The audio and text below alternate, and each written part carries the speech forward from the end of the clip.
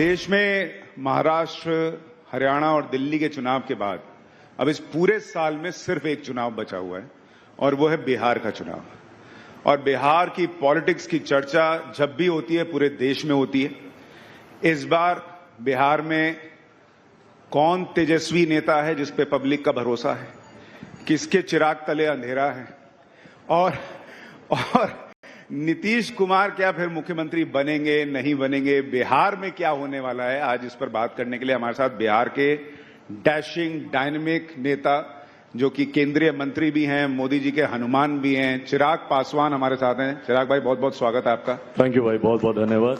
नमस्कार आप सभी को। एक तो पहले ये बताइए, आप हर वक्त इतना डैशिंग कैसे लगते हैं, मतलब ये कैसा हुआ? नहीं, नेताओं को अमूमन देखा थोड़ा भाग दौड़ में इधर उधर हो जाता है मामला, लेकिन आपका अंदर का एक्टर अभी जिंदा है कि मुझे लगता है जब आप एंजॉय करते हैं ना अपने काम को, और इस बात को मैंने हमेशा कहा है कई बार when I go to the colleges and I interact with the younger lot, मैं उनको यही बोलता हूँ, if your passion becomes your profession nothing like it. Having said it, yes मेरे ऊपर नेपो किड के आरोप लगते हैं, बट हकीकत है शायद अगर मैं नेपो किड नहीं भी होता तो भी राजनीति में मैं आता, बिकॉज यहाँ पे जो संतुष्टि मिलती है काम करके, वो मुझे लगता है चेहरे पे एक खुशी, एक ग्लो लेकर आती है। और अगर जिस कार्य में आपको घड़ी देखने की जरूरत ना पड़े, अगर आपको पता ही ना चले काम करते करते समय कब बीत गया, दिन से रात कब हो गई, तो मुझे लगता है वो काम आपके चेहरे पे हमेशा मुस्कान और तेज लेके आता है। अभी बिहार में इलेक्शंस हैं, आपका प्रिडिक्शन क्या है? सबसे पहले तो बिहार में क्या होने वाला है? So, not because I am the part of this alliance, but मैं आपको कुछ उदाहरणों के साथ ये बात बोलूंगा। मैं ये मानता हूं कि आज की तारीख में इन 5 दलों का जो गठबंधन है बिहार में, एनडीए का, मुझे लगता है it is a winning combination. Why it is a winning combination? Because मुझे लगता है एक बड़े आबादी का विश्वास इस गठबंधन में है, जहां एक तरफ मेरे प्रधानमंत्री जी के समर्थक, मुख्यमंत्री जी के समर्थक, वहीं मेरे नेता, मेरे पिता आदरणीय रामविलास पासवान जी के समर्थक, वहीं मांझी जी, कुशवाहा जी, ये एक विनिंग कॉम्बिनेशन अपने में है। इसको हम लोग प्रमाणित भी कर चुके हैं उपचुनाव के दौरान। बिहार में पीछे 4 सीटों पर उपचुनाव हुए थे और 100% स्ट्राइक रेट रहा था एनडीए के तमाम प्रत्याशियों का, चारों की चारों सीट। और उसमें से सुशांत भाई कुछ ऐसी सीटें थी जो लंबे समय से एनडीए गठबंधन कभी जीता ही नहीं था। बेलागंज की सीट 3 दशक से ज्यादा हम लोग नहीं जीते थे, तरारी की सीट पिछले 1-1.5 दशक से हम लोग नहीं जीते थे। ऐसी सीटें भी इस बार हम लोगों ने जीती, तो ये मेरे विश्वास को बढ़ाता है कि इस बार it is a winning combination. और परिणामों में आप देखिएगा एक ऐतिहासिक जीत की ओर इस बार हम लोग अग्रसर होंगे। मैं ये मानता हूं अगर सारी चीजें ऐसे ही चली तो हम लोग 225 प्लस सीटों के साथ इस बार बिहार में सरकार बनाएंगे। आपके 3 चाचा, नीतीश चाचा, लालू चाचा और पशुपति पारस जी तो है ही, तीनों चर्चा में रहते हैं। आपको कभी लगता है भगवान ने आपको चुन के चाचा सब दिए हैं? अब आप बोल रहे हैं तो मैं जोर ध्यान दे रहा हूं। बट मुझे पिता इतने अच्छे, इतने महान, इतने बड़े व्यक्तित्व के दिए कि उनसे जो कुछ सीखा है, मुझे लगता है जीवन में जितनी भी परेशानियां, कठिनाइयां, उतार चढ़ाव, चाचाओं से मिली खुशखबरी, दुख खबरी, सब सर आंखों पर लेते हुए आगे बढ़ पाया हूं, तो पिता के आशीर्वाद से ही। अब देखिए, चूंकि आपके चाचा हैं तो आप उनका हालचाल तो जानते ही होंगे। पब्लिक में एक बहुत बड़ा सवाल है कि नीतीश जी की तबीयत ठीक है या नहीं है। जिस तरह से मंच पे वो चीजें कर रहे हैं, बार बार ऐसे वीडियोज आ रहे हैं, नीतीश जी क्या मुख्यमंत्री की भूमिका निभाने की स्थिति में हैं? कोई तबीयत में खराबी है, क्या है? भाई देखिए, विपक्ष जरूर इन बातों को एक मुद्दा बनाता है, व्यक्तिगत आरोप प्रत्यारोप, स्वास्थ्य को लेकर इस तरीके की बातें फैलाना, भ्रम फैलाना। मैं मानता हूं कि जब आप राजनीति में हैं, आपका विरोध राजनीतिक नीतियों, पॉलिसीज, इन सारी चीजों पर होना चाहिए। किसी का स्वास्थ्य कैसा है या किसी के व्यक्तिगत घर परिवार में क्या चल रहा है, इन सारी चीजों को मुझे लगता है राजनीतिक दृष्टि से नहीं देखना चाहिए। मैं ये मानता हूं कि आज की तारीख में हमारे मुख्यमंत्री नीतीश कुमार जी में वो क्षमता है जो एक प्रदेश का नेतृत्व करने के लिए जरूरी है। उनके पास वो टीम है, वो गठबंधन है और वो सोच है, और ना सिर्फ मुख्यमंत्री जी की, मेरे प्रधानमंत्री की वो सोच, जिसे हम लोग डबल इंजन की सरकार कहते हैं, जिसके माध्यम से आज प्रदेश को हम लोग तीव्र गति से आगे लेके जाने का प्रयास कर रहे हैं, उसका नेतृत्व करने के लिए पूर्णतः वो सक्षम है, मैं ये मानता हूं। हाँ, लेकिन वो वीडियोस देख के लोगों के मन में एक डाउट तो आ रहा है कि अगर उनकी तबीयत ठीक नहीं है या इस तरह की चीजें वो कर रहे हैं, फिर मुख्यमंत्री बनेंगे, उम्र के पड़ाव में होंगे इस तरह से, और इस तरह की अगर इस तरह का स्वास्थ्य रहेगा, क्या वो बिहार को आगे ले जा पाएंगे? ये एक डाउट है। आपको लगता है ये डाउट थोड़ा बहुत लोगों के मन में बाहर आप जब बात करते होंगे तो आ रहा है? देखिए, कभी कभी कुछ तस्वीरें ऐसी सामने आती हैं, उसके कई कारण हो सकते हैं। उस वक्त आप किस स्ट्रेस में हैं, नहीं है, कई ऐसी चीजें होती हैं। बट जैसा मैंने कहा भाई, अंतोगत्वा सरकारें नीतियों से चलती हैं। सरकारें गठबंधन में जब आप होते हैं तो आपका जो गवर्नमेंट का एजेंडा होता है उसके आधार पर ये सारी चीजें चलती हैं। ऐसे में किसी व्यक्ति विशेष, मैं मान रहा हूं जिस व्यक्ति विशेष का जिक्र कर रहे हैं वो मुख्यमंत्री हैं, वो नेतृत्व कर रहे हैं हमारे गठबंधन का, हमारी सरकार का। पर मैंने पुनः मैं इस बात को मैं कहूंगा कि व्यक्तिगत आरोप पे ध्यान देने की बजाय नीति पर अगर आप सवाल उठाएंगे तो उसके प्रश्नों के जवाब, मुझे लगता है राजनीतिक परिप्रेक्ष्य में जब आप चर्चा करें तो सवाल उस पे होने चाहिए। देखिए, एक चीज तो आपकी अच्छी है, जब जिस टीम से खेल रहे हैं पूरा डेडिकेशन रहता है। एक जमाने में आप कहते थे कि नीतीश जी को खत्म कर दूंगा, आज आप कह रहे हैं कि भाई नीतीश जी के नेतृत्व में चलना नहीं चाहिए। तो बिल्कुल सही आप कह रहे हैं भाई। मेरे पास ये विकल्प है ना कि मैं गठबंधन से बाहर हो सकता हूं। मैंने 2020 में इस विकल्प को चुना भी। उस वक्त मुझे ये इजाजत नहीं दी जाती थी गठबंधन के साथ होने के बावजूद कि मैं गठबंधन के भीतर अपनी बातों को रख सकूं या मेरी बातों को सुना जाए। वो जो तवज्जो मिलना चाहिए वो नहीं मिलता था गठबंधन के भीतर। ये मैं 2019 लोकसभा चुनाव के ठीक बाद की मैं बात कर रहा हूं। उस वक्त मेरे नेता, मेरे पिता आदरणीय रामविलास पासवान जी भी थे, पर उनके निधन के तुरंत बाद ऐसी परिस्थितियां बनी जहां पे गठबंधन में ही मुझे कॉर्नर किया जाने लगा। उस वक्त भी मेरे पास विकल्प था, या तो मैं गठबंधन के भीतर ही रहता और कुछ ना कुछ मीन मेक निकालता रहता, अपने दुख को या अपनी भड़ास को निकालता कुछ ना कुछ बोल के, ये था, या फिर बहुत सम्मानजनक तरीके से मैंने अपने आप को गठबंधन से बाहर किया। 2020 का विधानसभा का चुनाव मैंने अकेले लड़ा। मेरे प्रधानमंत्री पर मेरी अटूट आस्था है, उनके सामने मैं चुनाव लड़ नहीं सकता था, भाजपा के सामने मैंने प्रत्याशी उतारे नहीं और अपने आप को गठबंधन से अलग कर मैंने वो चुनाव लड़ा। आज जब पुनः भारतीय जनता पार्टी ने ये फैसला लिया, मेरी उस वक्त प्रधानमंत्री जी से, आदरणीय केंद्रीय गृह मंत्री जी से और भाजपा के राष्ट्रीय अध्यक्ष जेपी नड्डा जी से भी इन तमाम बातों को लेकर बातचीत हुई थी जब मुख्यमंत्री जी वापस गठबंधन का हिस्सा बने थे। और उस वक्त इस बात को उसी वक्त स्पष्ट कर दिया गया था कि कोई मतलब नहीं है कि मैं गठबंधन के भीतर रहकर मैं मीन मेक निकालता रहूं। अगर मैं गठबंधन के भीतर हूं, कोई ऐतराज भी होगा तो गठबंधन के भीतर उसकी बातचीत की जाएगी, ना कि सार्वजनिक मंच पर गठबंधन को आप एम्बेरस करेंगे। तो आज की तारीख में जब मैं इस गठबंधन का हिस्सा हूं, इस गठबंधन की इज्जत रखना भी मेरी जिम्मेदारी है, गठबंधन की बातों को आगे लेकर जाना भी मेरी जिम्मेदारी है। हाँ, तो लोग समझ जाएंगे गठबंधन की इज्जत आप रख रहे हैं, बाकी तो जो दिख रहा है वो दिख ही रहा है। लेकिन चिराग भाई, इस बार अभी गठबंधन में कोई दिक्कत तो नहीं है बिहार इलेक्शन के जस्ट पहले? नहीं, बिल्कुल भी नहीं। मुझे लगता है जिस तरीके से हैंड एंड ग्लव्स की तरह ये गठबंधन आगे चल रहा है, पहली बार गठबंधन में इतनी एकता देखने को मिली है। जो भी बिहार से है या बिहार प्रदेश में जो भी कवर कर रहा है गठबंधन को, इस बात को जानता है कि न सिर्फ राष्ट्रीय स्तर पर ये एकता है, होता क्या है, नेता तो मिल जाते हैं बट नीचे जमीनी स्तर पर वो एकता नहीं आ पाती। एक गांव में या एक जिले में या एक प्रखंड में बैठे हुए लोग जो अभी तक एक दूसरे से टकरार कर रहे थे, वो संभवतः कई बार एक नहीं हो पाते हैं। तो इस बार गठबंधन के द्वारा ये एक्स्ट्रा एफर्ट्स लगाए गए कि जिले स्तर तक ही नहीं, बूथ स्तर तक भी ये एकता उतनी मजबूत हो।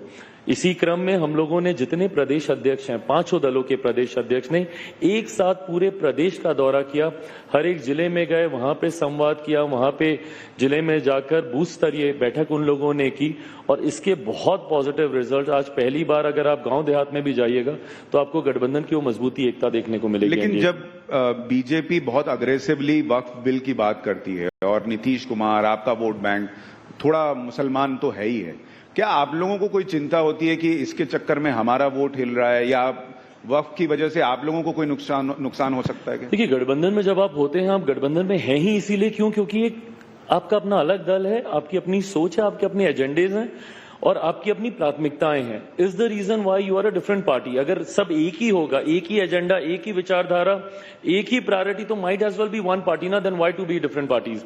सो we are different parties because we have different ideologies, we have different priorities, we have different agenda.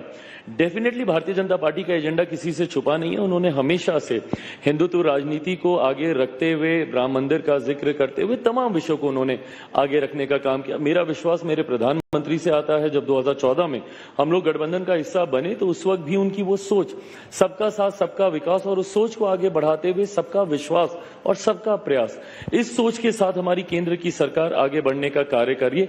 ऐसे में गठबंधन के किसी साथी को किसी प्रकार की चिंता हो, आमतौर पर ऐसे विषय आते नहीं, आते हैं उसको गठबंधन के भीतर रखा जाता है। जैसे मेरे लिए भी जो मेरी प्रायोरिटी के एजेंडाज रहे हैं, इससे पूर्व में मुझ पे यही प्रश्न उठाए जाते थे कि आप सरकार के खिलाफ कई विषयों पर आपने बोला। वो मैंने बोला इसलिए क्योंकि वो मेरी प्राथमिकताओं में था।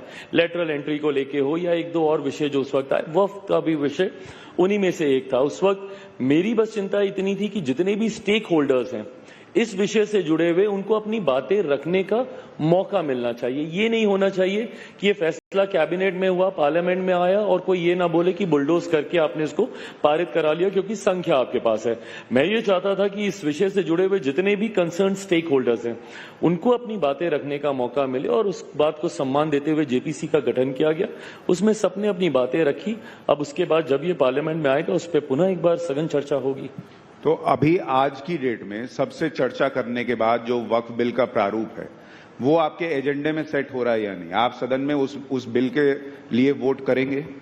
भाई मुझे लगता है कि मेरे रिप्रेजेंटेटिव उस समिति के सदस्य थे। हमारी पार्टी से जमुई के हमारे सांसद अरुण भारती जी, वो समिति के सदस्य थे जो जेपीसी गठित की गई थी, और वहां पे हम लोगों ने अपनी तमाम बातों को रखा। अब उसकी रिपोर्ट सबमिट कर दी गई है और जब वो लोकसभा में आएगा पुनः पार्टी अपनी बातों को उस मंच पे रखेगी। यानी अभी आप उससे सहमत नहीं है जो रिपोर्ट रखी गई है? ना मैं हाँ बोल रहा हूँ ना मैं ना बोल रहा हूँ। मैं ये बोल रहा हूँ कि एक बार जब सदन में ये आएगा तो जरूर पार्टी अपना पक्ष रखेगी। लेकिन जो मुसलमान आपके लिए वोट करता है चिराग भाई, पर मुझे लगता नहीं कि अब इसमें बहुत ज्यादा कोई शिकायत या नाराजगी की कोई बात है। मैं जरूर मानता हूं कि कई ऐसे धार्मिक संगठन हैं जिन्होंने स्पष्ट तौर से मेरा नाम लेते हुए ये कहा कि आप भैया इनसे दूरी बना के रखें। चिराग, नीतीश जी, नायडू जी, तीनों का नाम लेकर उन्होंने कहा कि इनसे आप दूरी बना के रखें। उनकी नाराजगी भी मेरी सराखों पर अगर आज चिराग पासवान को भी अगर ये प्रूव करने की जरूरत है कि मैं कितना सेक्युलर हूं, तो वो जितने धार्मिक संगठन ऐसे हैं, मैं आदरणीय मदनी साहब का मैं जिक्र कर रहा हूं, जिस तरीके से उन्होंने 11 मुस्लिम संगठनों को इकट्ठा कर ये फतवा या जो भी आदेश जारी किया कि चिराग और नीतीश जी और नायडू जी की पार्टी से आप लोग दूर रहें। उनसे बस मैं इतना कहूंगा कि अगर आपको चिराग पासवान से भी शिकायत है तो बस इतना जहन में जरूर रखिएगा कि चिराग पासवान वही व्यक्ति है जिनके पिता ने अपनी पार्टी 2005 में समाप्त कर दी थी, मुस्लिम मुख्यमंत्री बने इस बात की पहल करते हुए।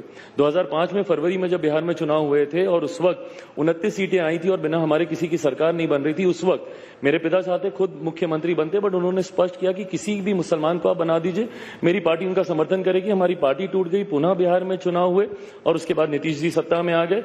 उस वक्त हम लोगों ने जिसने कुर्बानी दी उससे तो आपको नाराजगी है, पर जिन लोगों ने आपके साथ रह के आपको धोखा दिया।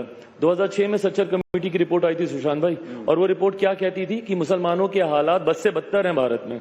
उससे पहले भारत में कौन था लंबे समय तक? केंद्र की अगर आप बात करें तो कांग्रेस या कांग्रेस के समर्थन वाली सरकारें रहीं। अगर आप बिहार की बात करें तो निरंतरता में पूरे 90 के दशक और 2005 तक राजद की सरकार थी। उनका आप संरक्षण करेंगे, पर जिन्होंने अपनी पार्टी को समाप्त कर दिया उनसे आप नाराजगी रखेंगे। खैर, आपकी नाराजगी मेरे सराखों पर। मुझे जनता के बीच अपनी बातों को लेकर जाना है। जब एक आम मुसलमान अगर मुझसे सहमति रखता है तो मुझे बहुत ज्यादा फर्क नहीं पड़ता कि धार्मिक संगठन क्या कहते हैं। वैसे भी मैं पक्षधर नहीं हूं। धार्मिक संगठनों को राजनीतिक पक्षपात से दूर रहना चाहिए और राजनेताओं को धर्म की बातों से दूर रहना चाहिए। तो अगर आपको चुनना पड़ा, मान लीजिए आपको ये सेंटिमेंट दिखा बिहार में भी मुसलमानों का कि भाई ये बिल तो इस स्वरूप में नहीं स्वीकार हो सकता जो मोदी जी ला रहे हैं, तो आप जिन मुसलमानों ने आपको चुन के भेजा है उन मुसलमानों के साथ खड़े होंगे या अपनी गठबंधन के साथ खड़े होंगे? भाई देखिए, उसमें आपको ये भी तय करना होगा कि आप किन की बात कर रहे हैं। अब जब ट्रिपल तलाक की भी जब बात आई, विरोध तो उसमें भी था, बट आपको समझना होगा ना कि कौन सही कह रहा है कौन गलत कह रहा है।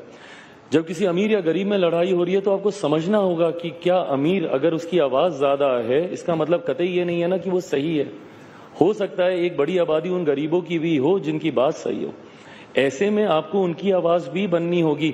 मतभेद हर विषय पे आएंगे, कोई ऐसा विषय नहीं है जिसमें सर्वसहमति हर कोई एक सुर में बोलेगा।